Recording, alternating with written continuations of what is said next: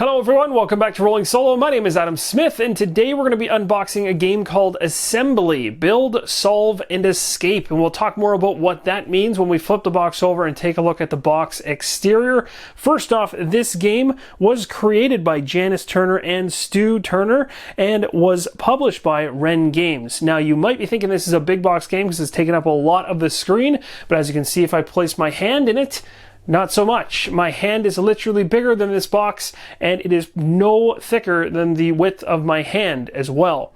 It's very small and can fit in your pocket essentially, and you can carry it anywhere, which is really cool because we're all used to these gigantic, monstrous sized board games these days.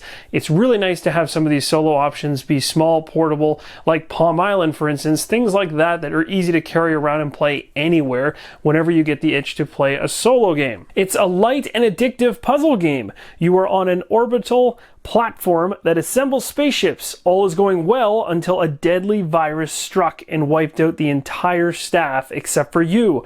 The computer has quarantined the station and is venting the oxygen. To survive, you must escape or will you die trying. Assembly is an easy to learn, fast, and eminently replayable brain-burning puzzler for 1 to 2 players with variable difficulty and multiple options for communication. Assembly is a game that can suit everyone, and as you can see, 1 to 2 players in the back, ages 8 and up. It takes about 10 to 20 minutes. So again, another fantastic solo game option for those looking for small box options, quick to the table and quick to learn. So after removing the box lid, you're greeted with some wooden tokens, 1 12-sided die, and a pack of cards with some things underneath. We're going to take all the components out of the box here, lay them all out, and go through them one by one. And here are all the components for assembly all over the game table here. So we've got some stickers, which my guess would be that these are going to be then put onto the 12 different wooden tokens over here. We'll have to check the rulebook to see if that is accurate. We've got the deck of cards here. It comes with a 12-sided die we mentioned earlier. We've got ourselves a Ziploc bag, which I'm guessing we'll put all this stuff back inside of it. So again, if you're looking to carry this thing around you and play it, once you know the rules, you're carrying 12 discs that have stickers on them, a deck of cards, and a die. Really doesn't get much more simple in terms of components than that. So I'm really curious as to the solo aspect of this one, because in terms of a footprint, if it's just a card game, you're probably talking about a foot of space maybe necessary, maybe a foot and a half in terms of width and height on the table, maybe to house everything. Should not be an issue at all. So we're gonna go ahead and take a look at the rule book next. So here's a nice up-close view of the rulebook for Assembly. I wanted to give you guys as close of a view as possible so you can get a good idea as to how this game works. So here is the setup pages. It's actually literally a setup page. Has 8 steps in total, and as I mentioned, it looks like it's going to be a setup as a typical kind of card game, but it does have a unique layout anyway. So you have cards in the middle, kind of in a circular pattern here. They look to be playing off each other. Very interesting. I'm kind of curious as to how this plays solo. Turn order here, verifying commands. We've got ourselves verification examples, commands, likely ones that are on the cards themselves, roll cards, so these could be particular individuals that could help us out.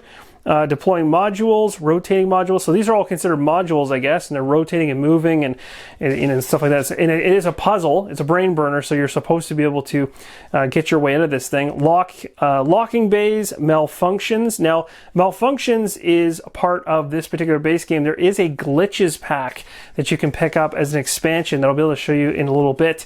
That is just some more cards to basically add into the game.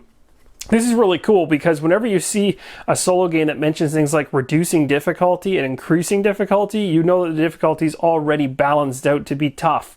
Because not only are you going to be able to push yourself to higher ones, but they're basically being able to pull yourself back a little bit when playing solo. So you can see everything's easily specified for solo. You're not going to be digging around trying to figure out how to play this thing solo. It's 1 to 2 players, so the focus is already there. You got your scoring chart in the back, some QR codes for the company themselves, and some really handy suggested signs. And maybe this is when you're playing 2-player more than when you're playing solo, but that seems kind of cool. And achievements, so a list of achievements to actually try to gain when you're playing. I don't know if you can use this for both 2-player and solo, but it does mention here on the bottom some of them are 2-player, some of them may not be.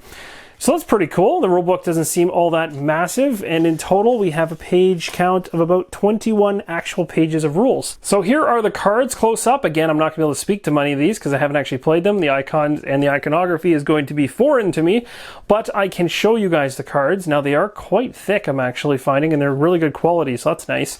And again, I'm just going to flip through these. These are the backs of the cards, if I'm not mistaken, and as you can see, they have these kind of dotted circular patterns, which my guess would be they're going to correlate to one of the stickers, which is on one of the wooden tokens, which will then sit here. So that might be a way of clearing the card or something like that. So that's kind of cool. And maybe there's one for every one, because that would make sense for all these different colors. We've got these, which are, again, signs. I don't know how they, what they mean per se, but I'm guessing based on the cards laying on the table in a circular pattern, these are going to be rotating things or moving cards around out of order, in order, all that good stuff. So all kinds of different icons to become familiar with, for sure.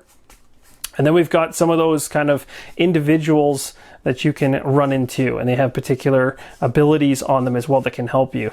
And a bunch of numbers. I'm not too sure what that's for. So these are, oh, let's see, that looks like, nice. They do have a turn order card. I love that.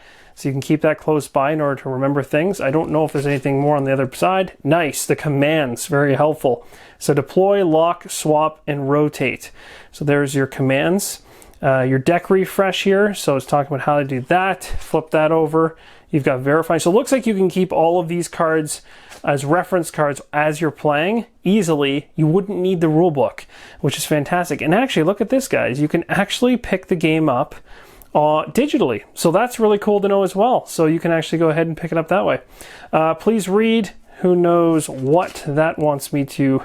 Oh, there's some card replacements. So there might be some issues with some of the cards here, and I'm guessing that's what these back ones are for. So basically simply take these ones, find the ones from this side, and replace them. So that's pretty cool that they're already on top of card replacements. But again, you can pick this thing up, whether it be the physical edition or the digital edition, and either way, you're set. So that's pretty cool. It's what I'm going to look further into now that I got this thing unboxed. And I want to, just before we end the unboxing, I want to show you guys the cards from the Glitches expansion. Let's see what the expansion Glitches has in store for us. So we got ourselves a card here, which my assumption, yes, it is a rules card. So setup and gameplay instructions there. You can add this reference card into the reference cards that come in the base game. Keep things in your pocket at all times type thing. We've got some cards here saying perfection. So you must choose to either assign one random module to a new random location or swap one random module with the bottom module in the stack. So you've got a bunch of these types of cards that are going to be allowing you to do different things, and because they're glitches, they're going to allow you to do kind of one or the other, which is interesting. So things that can probably happen. I don't know if these are things that you're under control or they're going to be completely random and hurt you. This one here, place them out again in unlocked bays starting at bay 1 and moving round in clockwise direction. So the reason I stopped at this one is because it wasn't an or statement. So I'm just trying to get my head around the differences there. Oh, some blank ones. So that's interesting. I'm not too sure what that's going to be all about. 2 blank cards. Interesting. Not too sure what those are for just yet. But again, I'm sure they have some kind of meaning. And we got some assembly line supervisor here with some icons. The operations manager. And then we've got swap the module in the random bay with the module at the bottom of the stack. Interesting. So we got a number of these number cards again. So I cannot specify or give you any details on what that means. Again, when you roll the die and land the number, that would be my guess as to what would happen. So that's the only thing I can think of here. So basically you roll the die and maybe whatever you land gives you an ability or something you can do there. So again, adding glitches in is another pack you can essentially expand assembly even further. But at the end of the day, you're still keeping it to just one deck of cards, which is fantastic to just have one deck of cards that you can throw in your pocket, and a couple tokens, so you can easily get this in a backpack or anywhere. So that's cool. And knowing that I'm going to be going on a trip here sometime in May, I might be taking some of these small pocket friendly games with me, like Palm Island and Assembly.